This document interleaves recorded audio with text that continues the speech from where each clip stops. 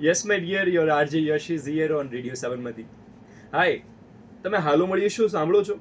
હાલો મળીએ શોમાં આપણે એટલા વિશિષ્ટ ગેસ્ટ સાથે વાતો કરતા હોઈએ છીએ, એટલે તમે તો હાલો મળીએ શો સાંભળતા જ હશો. પણ જે લોકો ના સાંભળતા હોય એમને કહેજો કે રેડિયો સાબરમતી ઉપર હાલો મળીએ શોમાં બહુ મસ્ત વિશિષ્ટ ગેસ્ટ આવવાના છે. હાલો મળીએ શોમાં આપણે વિશિષ્ટ ગેસ્ટ એટલે કે લોકોના જીવન કરતાં વિશિષ્ટ રીતે પોતે પોતાનું જીવન જીવતા હોય એવા ગેસ્ટ, કે જે ગેસ્ટ લોકોના જીવનની અંદર પણ ઘણી બધી વિશિષ્ટતાઓ પૂરી પાડતા હોય એવા ગેસ્ટ આપણા શોમાં આવતા હોય છે. તો આપણા નેક્સ્ટ શોની અંદર આપણા ગેસ્ટ કોણ છે ખબર છે? હરપાલસિંહ ઝાલા. હરપાલસિંહ ઝાલા એ હાસ્ય કલાકાર છે અને તમને ખબર તો છે જ કે હાસ્ય આપણા જીવનનું કેટલું મહત્વનું રંગ છે, રસ છે. હાસ્ય આપણા આખા દિવસની જે થાક હોય, સમસ્યા હોય, તકલીફ હોય હળવી કરી નાખતા હોય. કોઈ આપણે જોક કે તો આપણે કેટલા હળવા થઈ જતા હોઈએ છીએ. તો આપણો આખો આ શો હાસ્ય કલાકાર હરપાલસિંહ ઝાલાની સાથે છે. તો સમજો કે આજનો શો, આ શો કેટલો ખાસ થવાનો છે. તો હરપાલસિંહ પોતાનું જીવન, પોતાના જીવનની બધી ઘટનાઓ અને એમાંથી જ પોતાનું હાસ્ય શોધે છે અને આ દુનિયાને હાસ્ય પીરસે છે.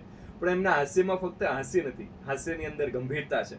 એ હાસ્યની અંદર એટલા બધા સંદેશાઓ છે કે જે તમારા જીવન ઉપયોગી બનશે. તમે જ્યારે એમને સાંભળશો ત્યારે હસશો. એ હસવાની સાથે એ સંદેશ લઈને જશો કે જે તમારી જીવનમાં, જિંદગીમાં ઘણું કામ આવશે. તો બસ હરપાલસિંહ સાથે કંઈક સાંભળીએ અને વધુ આપણે આપણા શોમાં સાંભળીશું. તો હરપાલસિંહ, થેન્ક યુ યશભાઈ કે સાહજિક રીતે મેં બે એક વાક્યો લખ્યા છે કે મોજમાં રહેવું સદાય માળીની ખોજમાં રહેવું હોય ભલે બંદૂકો ખાલી તોય ગાયકવાડી ફોજમાં રહેવું ને 32 પકવાન જડે ન જડે કઢી ખીચડી ખાતા રહેવું અને ઘરવાળી ભેગું બને તો ઠીક.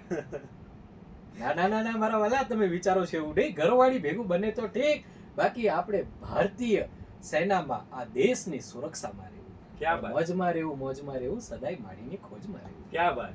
તો આ જ રીતે એમની વાતોમાં હાસ્ય હશે, એમની વાતોમાં મર્મ હશે, એમની વાતોમાં સંદેશાઓ પણ હશે.